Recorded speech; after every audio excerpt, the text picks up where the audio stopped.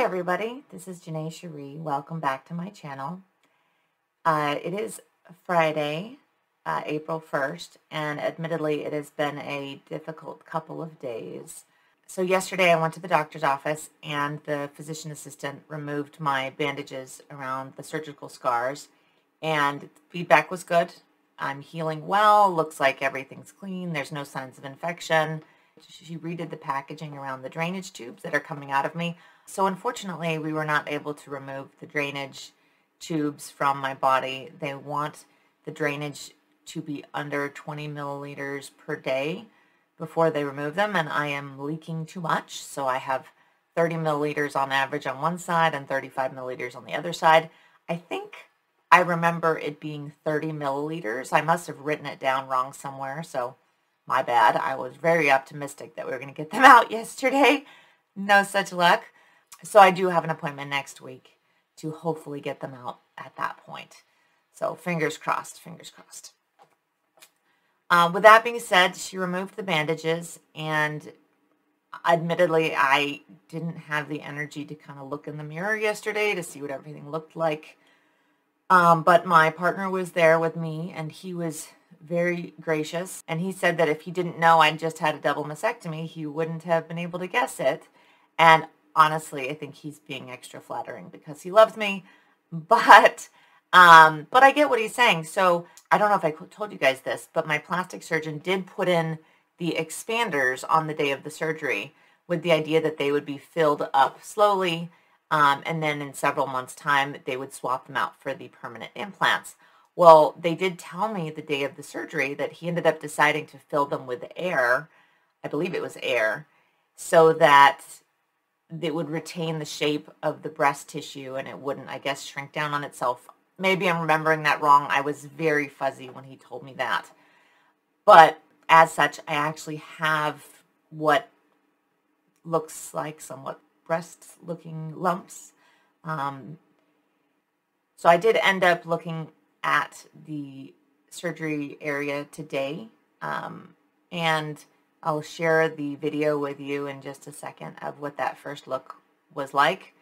And general first impressions is that it's not as bad as I thought it was going to be.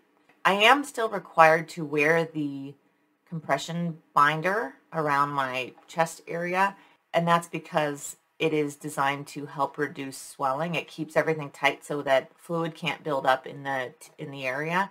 So that they do want me to continue wearing most of the time, at least for another week. So it could be that the binder is also making things look a little wonkier, and if the skin loosens up and things relax, maybe it will look a little bit more natural.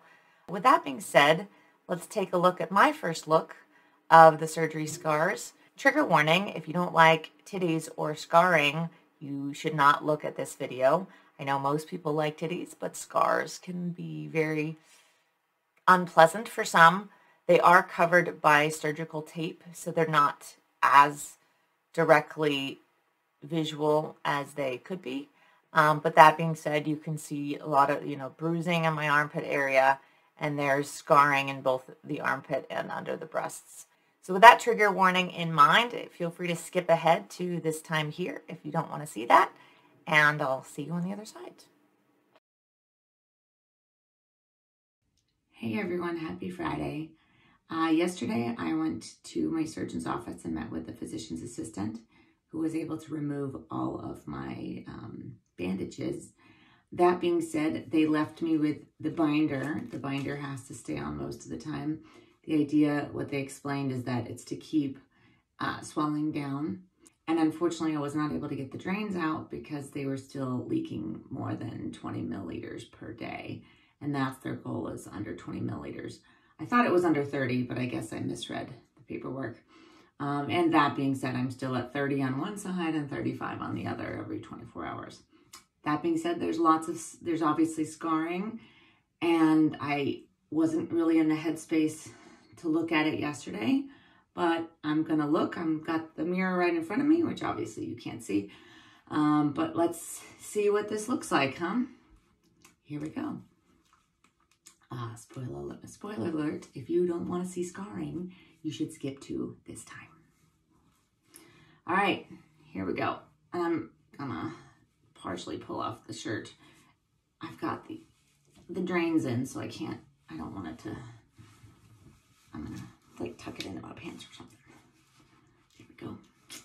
Convenient stretchy pants to hold the shirt.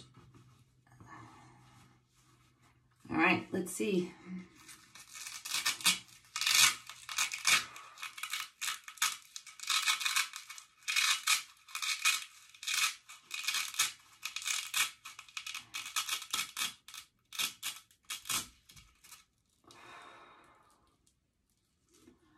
Oh, wow. There's less scarring than I thought. I was told there was going to be a big old stitch going down the side and then around, and they ended up going just from the bottom. That's not as bad as I thought it was going to be.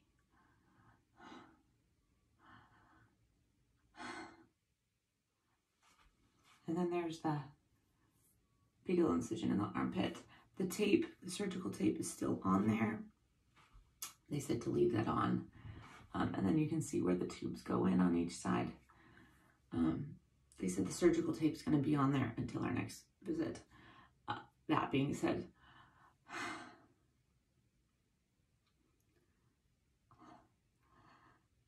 it doesn't look very normal in my opinion, but maybe I'm just comparing what it looked like before.